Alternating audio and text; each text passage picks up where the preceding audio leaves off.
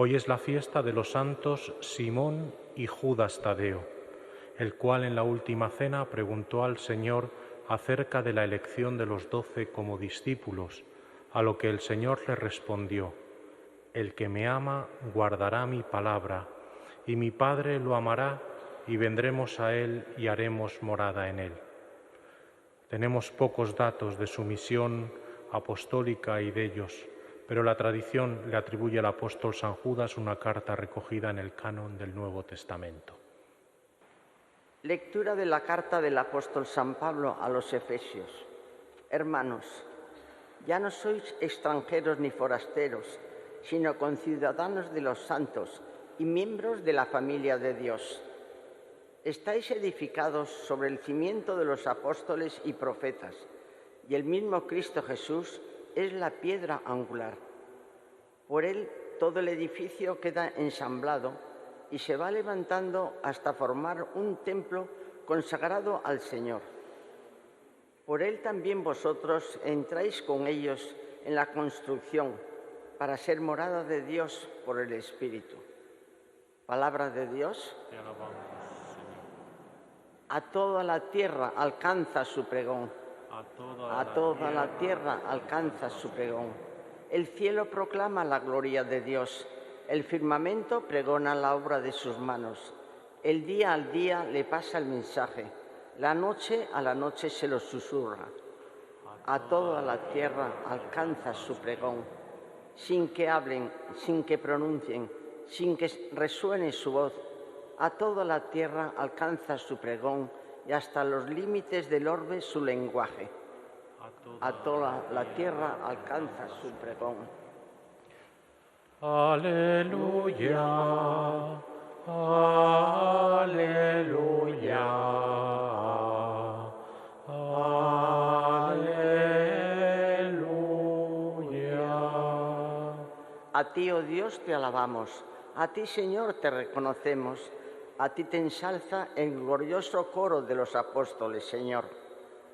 Aleluya.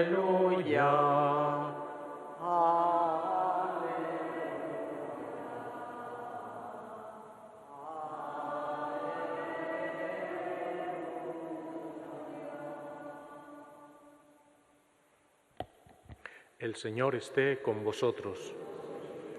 Lectura del Santo Evangelio según San Lucas.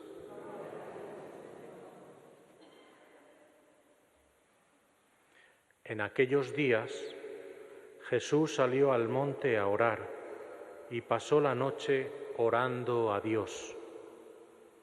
Cuando se hizo de día, llamó a sus discípulos, escogió de entre ellos a 12, a los que también nombró apóstoles.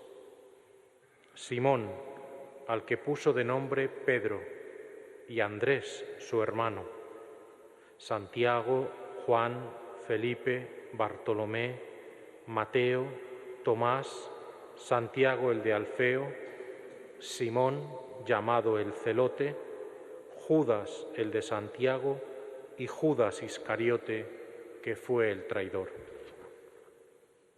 Después de bajar con ellos, se paró en una llanura con un grupo grande de discípulos y una gran muchedumbre del pueblo procedente de toda Judea, de Jerusalén y de la costa de Tiro y de Sidón.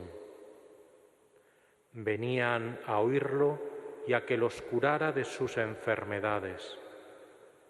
Los atormentados por espíritus inmundos quedaban curados y toda la gente trataba de tocarlo, porque salía de él una fuerza que los curaba a todos.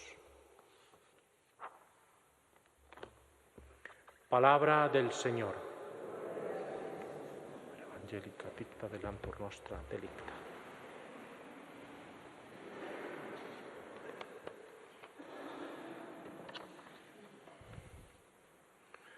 Este Evangelio de Lucas tiene muchos detalles que nos podríamos detener en ellos, por ejemplo, la oración previa para la elección de los apóstoles, cómo Jesús entra en oración profunda antes de este momento tan importante, o cómo, digamos así, en el Evangelio de alguna manera el final ya se sabe la trama, porque ya aparece al principio del Evangelio el que lo va a traicionar, Judas Iscariote, que fue el que lo traicionó, con digamos así, el mensaje de que muchas veces no fue traicionado Jesús por alguien muy externo, sino por alguien que era uno de los suyos, que estaba dentro del grupo.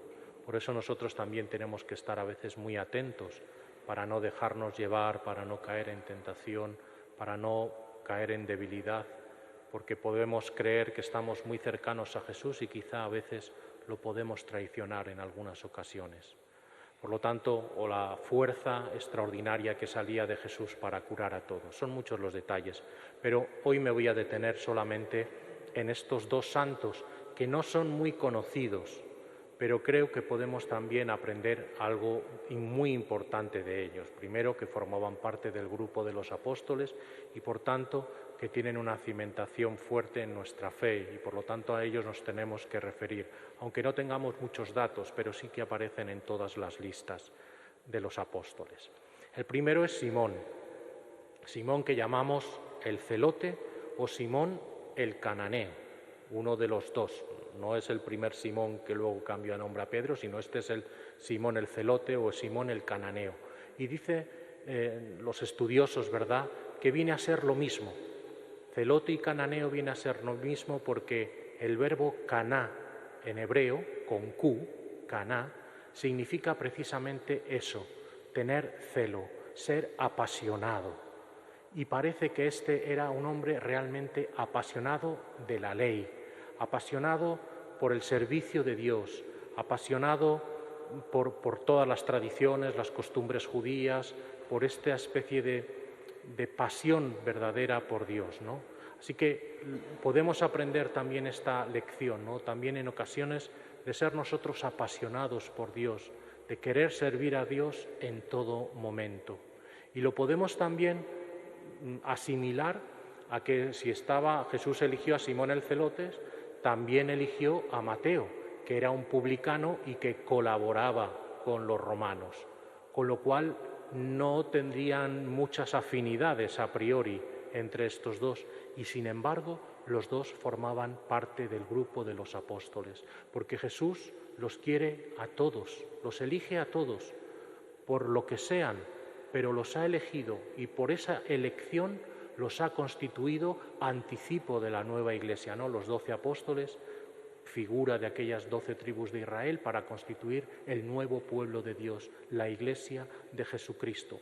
Es decir, que en medio de un grupo tan heterogéneo, con tensiones que seguro las habría y también en el Evangelio aparecen, cuando discuten quién era el más importante u otros que quieren ocupar los primeros puestos a la derecha y a la izquierda, en fin, tenían sus tensiones, sin embargo, lo que les unía, los que hacía permanecerle unidos en comunión era precisamente su cercanía a Jesús, la comunión con el Maestro. Y esta es otra cosa que podemos aprender. A veces cuando nosotros nos sintamos distantes o distanciados de los demás o que no conectamos con los demás, lo importante es la cercanía con el Señor. Como la rueda del carro y los radios, cuanto más cerca estamos del centro, más cerca estamos unos de otros. Así es también la fe, así es también el camino del seguimiento del Señor. Por lo tanto, de Simón aprendemos esta lección del celo y la pasión y aprendemos también de la comunión entre los diferentes, entre los heterogéneos, sobre todo fundada en la cercanía al Señor. Y el segundo apóstol que hoy celebramos es San Judas Tadeo. No es Judas Iscariote el que lo traicionó, sino Judas Tadeo, que también tenemos pocos datos sobre él, que interviene en la última cena, y lo hemos escuchado en la introducción, cuando Jesús le responde diciendo: si alguno me ama, guardará mi palabra y mi palabra lo amará, y vendremos a él y pondremos morada en él. Es decir, la presencia del Señor también en aquellos que lo acogen de verdad, que abren su corazón. Pero por lo que ha pasado también a la tradición es por haberle atribuido una carta de las llamadas católicas, Es una carta que está muy breve, que está justo antes del Apocalipsis y que por no ir dirigida a una comunidad específica, a Corinto, a Éfeso, a Tesalónica, aparece como una carta católica dirigida en general. Pero ¿qué nos quiere decir esta carta atribuida a San Judas? Quiere alertar a los cristianos ante todos los que toman como excusa la gracia de Dios para disculpar sus costumbres depravadas y para desviar a otros hermanos con enseñanzas inaceptables, introduciendo divisiones dentro de la Iglesia, llega a decir literalmente, alucinados en sus delirios. Introduce esta alerta, ¿no?, de aquellos que tergiversan la palabra de Dios, que tergiversan la fe auténtica y que causan división dentro de la comunidad. Es una alerta importante. ¿Esto qué nos llama a nosotros? Nos llama a conservar la identidad de nuestra fe. Es necesario seguir con firme constancia el camino de la indulgencia y el diálogo, como lo marcó el Concilio Vaticano II. Pero este camino de diálogo tan necesario no debe hacernos olvidar el deber de tener siempre presentes y subrayar con la misma fuerza a las líneas fundamentales e irrenunciables de nuestra identidad cristiana. Por lo tanto, el apóstol Judas nos recuerda precisamente a fortalecer nuestra fe, a mantener la identidad cristiana por encima de aquellos que la quieran diluir o que la quieran tergiversar y eso encima esté causando divisiones dentro de la Iglesia. Por lo tanto, en esta clave pedimos hoy que tanto Simón el Cananeo como Judas Tadeo nos ayuden a redescubrir siempre y a vivir incansablemente la belleza de la fe cristiana, la pasión por la fe cristiana, por este Dios que es celoso también. Este celo del que hablábamos de Simón el Celotes se aplica a los dos, a Dios que es celoso por su pueblo, que lo quiere para sí, que lo ha elegido, que lo ama y ha establecido una alianza esponsal con él, y es también este celo se aplica a los hombres, que son apasionados por servir a Dios. Pues eso, que vivamos incansablemente la belleza y la pasión de la fe cristiana, sabiendo testimoniarla con valentía, como el apóstol Judas, y al mismo tiempo con serenidad. Que el Señor hoy nos conceda estas gracias, que así sea.